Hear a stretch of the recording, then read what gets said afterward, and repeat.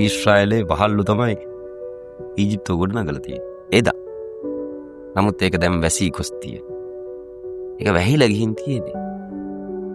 වහන වෙලාවට තේරුව වහලා දානවා. කළුගල් පරණ දේවල් ඔහේ ඉතුරු කරලා තියෙනවා. නමුත් අර නිර්මාණය කරපුවා තියෙනවා නම් ඒවත් මේ පේන්න තියන්නේ නැතිවි.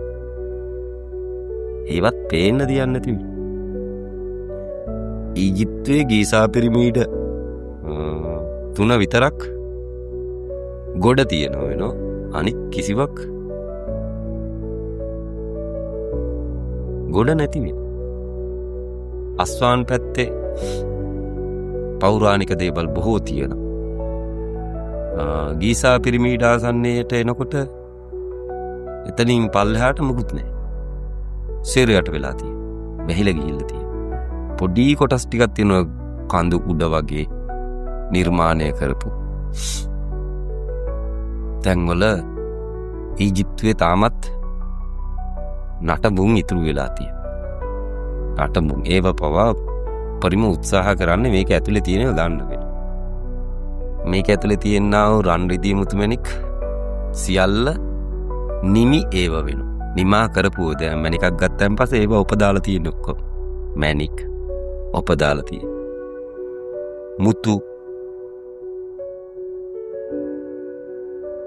රත්තරන් ඒවා නිර්මාණය කරපු මාල වලලු මුදු කරාබු නිර්මාණය කරපු ඔක්කොම තියෙන. කුට්ටි පිටින් තියෙන ඒවාත් තියෙනවා. ඒකත් මොකක් හරි නිර්මාණයක් වෙන. දැන් ඔය රම්සිස් රජතුමාගේ සොහොන මේ ළඟදී හොයා ගන්න 2021 2021 තමයි වසර 4000ක් පැරණි ඊජිප්තුවේ පොළොව යට තියෙනා වූ තැනක් හොයාගන්න. වසර 4000ක් ගියපු තැන තමයි ඒක හොයාගන්න. ඊටත් බොහෝ අතීතයකට කලින් වසර 4300ක් විතර අවසන්ම කාලවකවානුව තුලදී රම්සිස් රජතුමාගේ සොහොන කොහෙද තියෙන්නේ කියලා හොයාගන්න බෑ. අවසන් මේ කාලවකවානුව තුලදී.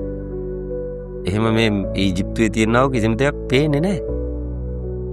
ගොඩින් තියෙන ඒවා ඇඳපුව විතරක් නෙවෙයි පොළොව යටත් තියෙනවා. ඒවයි තියෙන්නේ තනිකරම රන් රිදී මුතුමැණික් පෙළ. ගෝල්ඩන් සිටි කියලා එකක් තියෙනවා. ගෝල්ඩන් සිටි. ඒ කියන්නේ ඒ නගරේ සම්පූර්ණයෙන්ම හදලා තියෙන රත්තරන් වලින්. ගෝල්ඩන් සිටි.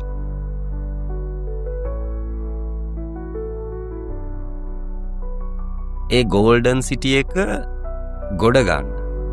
ගෝල්ඩන් සිටි එක ගොඩ ගන්නවා කියලා කියන්නේ වැලි තියෙන්නේ. අර මම උඩින් සඳහන් කරේ වැලි වලින් වැහිලා ගිහිල්ලා තියෙන සම්පූර්ණයෙන්ම කියලා. වැලි විතරක් ගොඩට ගන්න අවුරුදු 40ක් යනවා. වැලි විතරක් ගොඩට ගන්න. ඒ කියන්නේ හරි අවදානම් වෙන්න. සමහරක් වැහිච්ච තැන් තියෙන වසර ගණන් තිස්සේ ඉඳගෙන ආවරණය වෙලා තියෙන. ඒ වායේ ගෑස් එහෙම වැදුනොත් එහෙම මිනිස්සු මැරෙනවනේ. දැන් මම පහළ වෙලා ඉන්න නිසා ඊජිප්තුව තුල ඕන දෙයක් ගොඩ ගැනීමට අවසර තියෙනවා. කිසි ප්‍රශ්නයක් වෙන්නේ නැති වෙයි. ගරු කළ යුතු වෙන.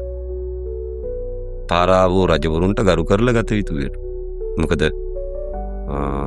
අර ඔයගොල්ලන් දන්නවනේ අහලා තියෙනවනේ මුක්කරුවා මේ ගිය තැන ඌ උපදමු සියලු මැණික් එක්ක වල දානවා කියන. මුක්කරුවෙක් මිය ගියොත් ඌ උපදමු සියලු මැණික් එක්ක ඌ වල දානවා කියලා කියන. ඌ හදලා තියෙන උපදාපු මැණික් ප්‍රමාණය කොච්චරද?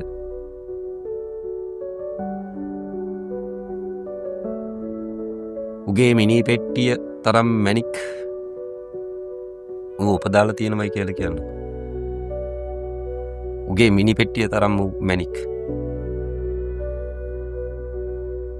ඌ උඩින් තියලා මැණික් ටික යටින් තියලා උගේ පෙට්ටිය උඩින් තියලා ඌ උපදමු මැණික් ටික යටින් තියලා පෙට්ටි දෙකක් තියලා වහලා දානවා මහ පොළොවේ දාලා යට දාලා ඒකට හේතුව මුක්කරුවා දන්න වෙනෝ අරු උපදැම්මට ඌ මැරුණට මේවා අපි ගත්තොත් එහෙම අර ආත්මය අපි පස්සෙන් එනවයි කියලා. පැහැදිලි මම මේ කියන දේ.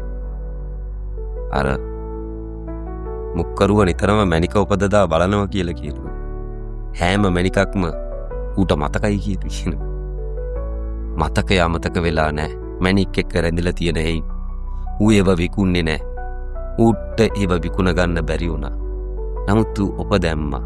එහි රසය බැලුවා. කලාව බැලුවා. ඒ ආස වෙලා හිටියා. ඒට වටිනාකමක් දීලා තිබුණා. අර කිසිම මැනිකක් ගන්න නැහැ කියලා කියනෝනේ තවත් මුක්කරුවෙක්. පැහැදිලි.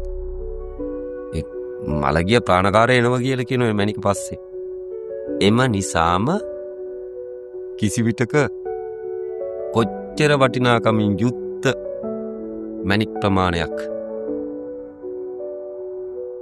මුක්කරුවෙක් උපදාලා තියෙනවද ඒ කිසිවක් ඌමියගේ අපි ගන්න ඕනේ කියලා ගත්තේ නැහැ කියලා කියනවා. ඌත් එක්කම උපදාපු මැනික් එකම වල දැම්ම කියලා. දැන් ඔය බෙර්ලිහෙල පැත්තේ ලංකාවේ බෙර්ලිහෙල පැත්තේදී හම්බ වුණේ මුක්කරුවෙක් වල දාපු තැනක මුක්කරුවා උපදමපු මැනික්කේ කොච්චර උපදාලා තිබුණද කියලා. මං හිතුවේ මැනික් නිදියක්ක කියලා. බලනකොට මුක්කරු මිනි පෙට්ටියක්. මුක්කරුවෙක් වල දාපු තැනක ඌ උපදාපු මැනික් ටිකත් වල දානවා කියලා කියනවා. ආන්න ඒක තමයි ඔය මේ මං හිතන විදිහට කිලෝ 50 ගෝනි 10ක් 15ක් විතර මැනික් බෙර්ලිහෙරේ පාලක් පුරා එළලා ඉවරෙලා ඒක තාලලා වරුසාව වැස්සෙන් පස්සේ තමයි පාරේ මැනික් තියෙන බව දැක්කේ. කොහෙන්ද ඒ පස් ඇවිල්ලා තියෙන්නේ කියලා බැලුවෙන් පස්සේ තැනකින් තමයි ඇවිල්ලා තියෙන්නේ. ඒ වෙනකොට ඒවා පාරට දාලා ඉවරයි. තනි කෙනෙකුට හම්බ වුණා නම් ඒ තනි කෙනෙකුට හම්බ වුණා නම් අර තේරම ගන්න ඕයි. තනියේ. නමුත් බෙරලි හෙල හිටපු මිනිස්සුන්ටත් හරියට මැනික් එකතු කරගන්න බැරි වුණා කියලා කියනවා. පිටින් ආපු මිනිස්සු මැනික් බොහෝමයක් අරන් ගියා කියලා කියනවා. පාරායිනේ බොරළු ගොඩවල් ගෙනල්ලා දාලා තියෙනකොට වරුසාව වැස්සෙන් පස්සේ ඒ වායේ මැනික් මතු වුණා කියලා කියනවා. ඒ කිසිදු මැනිකක් අරගෙන ඉවරලා පුච්චලා උපදාන්න අවශ්‍යතාවයක් නැති. ඔක්කොම උපදාපුව වටිනාකමක් දීලා තියෙනවා. කිසිම අපහැදිලි භාවයක් කිසිම වලක් ගොඩැල්ලක් ඒව මෙව නැති වෙන්න නියමෙටම කපපු මැනික් සියල්ල. ඉතින් මේ මුක්කරුවෝ වල දාපු තැන්වල උන්ගේ බඩු මුට්ටුත් එක්කම වල දැම්මා. ඒ වගේ මේ ඊජිප්තුවෙත් පාරාවෝ රජවරුන්ගේ කිසි දෙයක් ඒ කට්ටිය තණ්හාවෙන් නිර්මාණය කරපු කිසිම දෙයක්